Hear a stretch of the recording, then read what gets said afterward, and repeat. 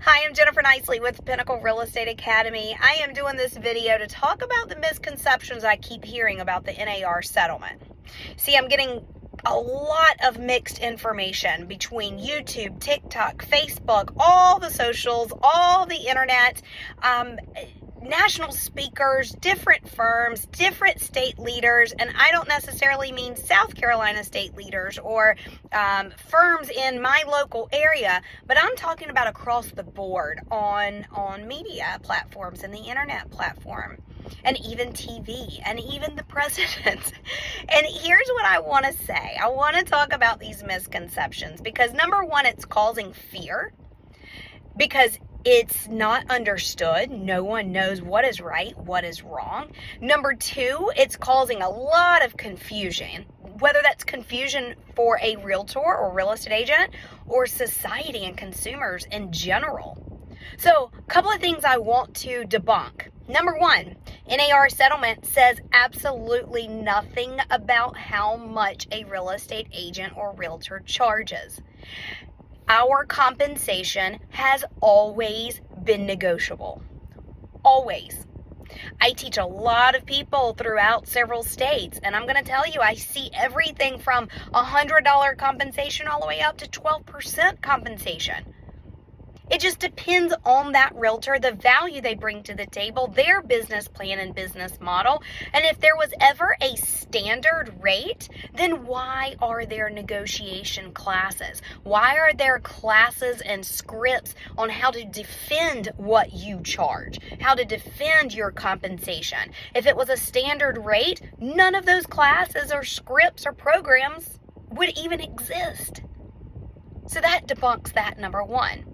Number two, just had a YouTube or a TikTok video sent to me the other day of a realtor in another state, not my local state, who was saying how they never liked open houses in the first place, but now since the NAR settlement, they're not going to be doing open houses even more so, because now it says that everyone that walks through an open house has to sign a buyer's agent with the buyer in the open house. And that realtors are now going to have assistants to go to open houses with them so that the assistants can show the house while they sit there and do all the paperwork. Grossly inaccurate. That is not the situation. Yes, the NAR settlement says we have to have buyer's agency agreement signed.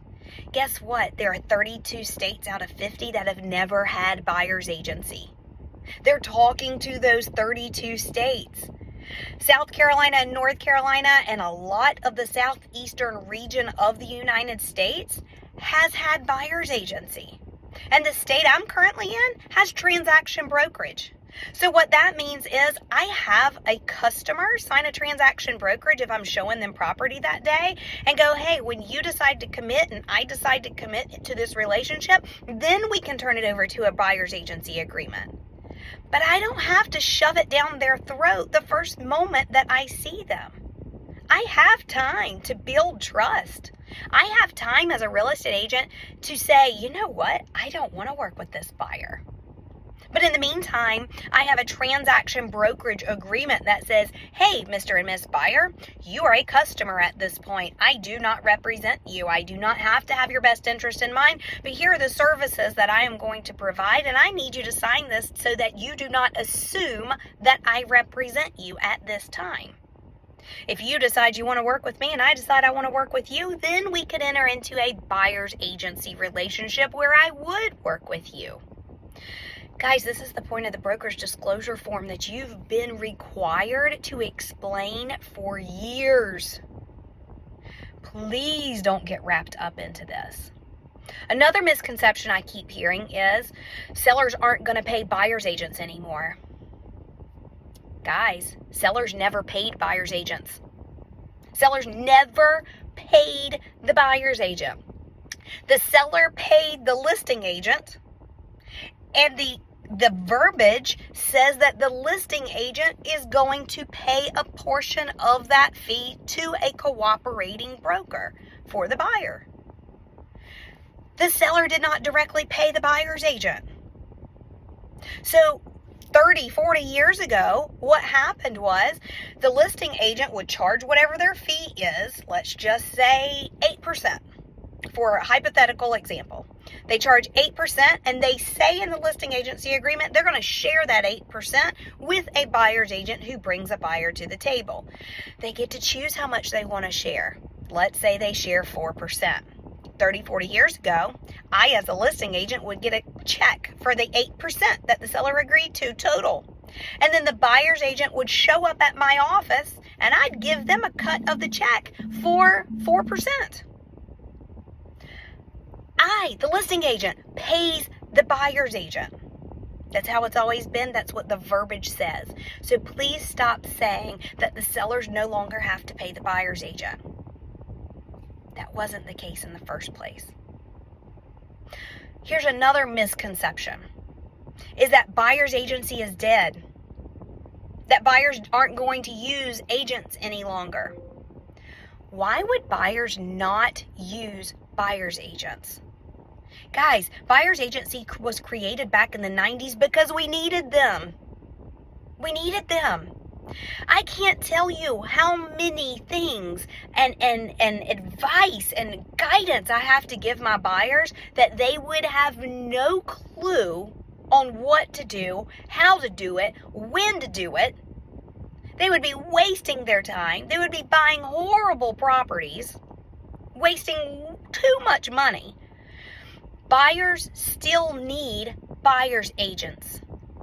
And here's the thing. Here's another concept that's blowing my mind. Yes, there's a 180 bullet point list of what buyer's agents do. That's okay. That's fine. But please don't go around telling people that buyer's agents open doors and we drive people around.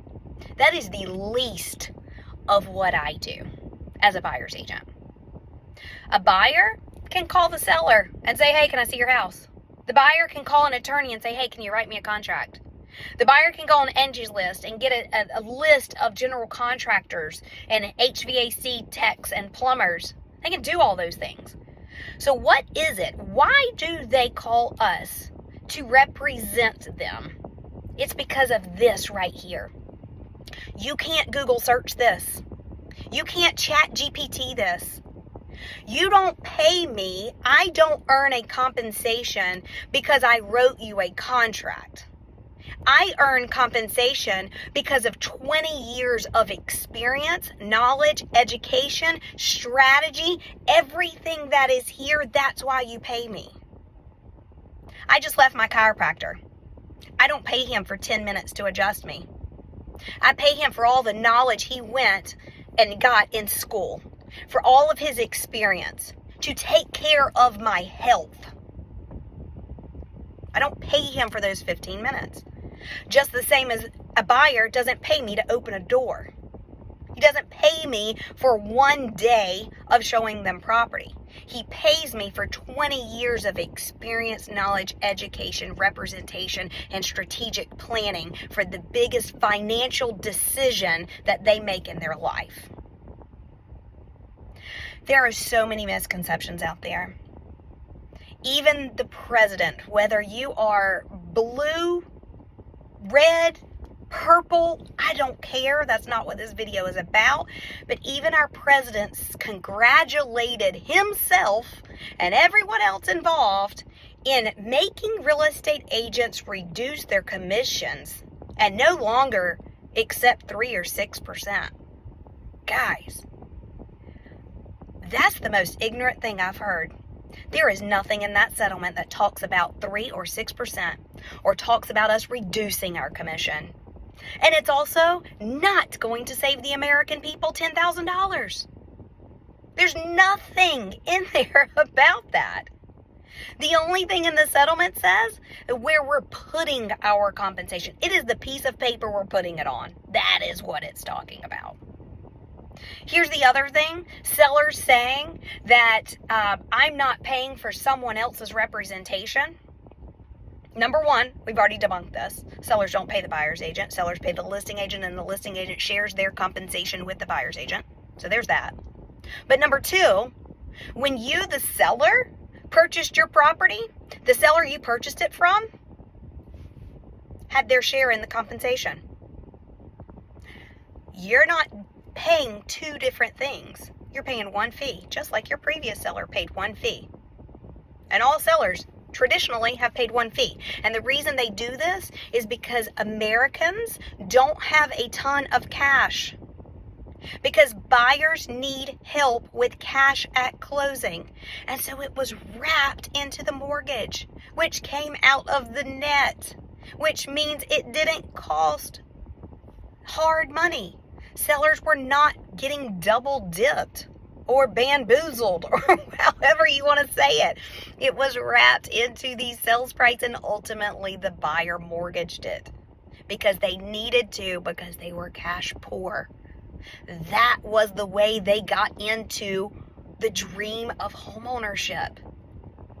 There was nothing slimy going on. It was to help all consumers. There are a ton of misconceptions. I could go on and on and on about all of them, but I'm going to leave it here.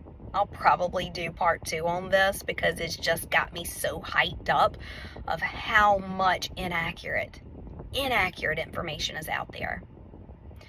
Please know that there are a lot of leaders out there, including myself, who doesn't know what's going to happen because this settlement hasn't even been signed off by a judge.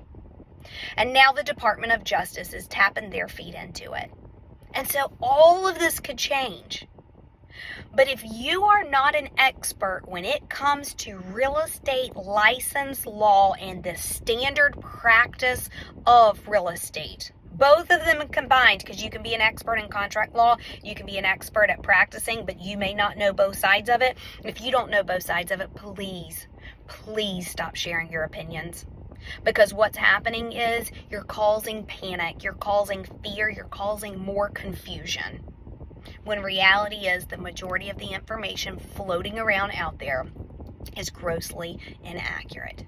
Please reach out to those leaders in your local area and ask them for guidance. Stop watching TikTok and YouTube and all the other things of just John Doe who wants to shoot a video and put it out there. Know the credentials, know how involved they are, and find the right source of information. Change is the only thing that's inevitable. It's going to happen. And how you pivot with it is how you're going to be in the outcome. So don't be fearful of change, but be smart of who you're listening to and the advice that you receive. If you have any questions or comments, please comment below. As always, reach out to me. I'm here to help. Take care.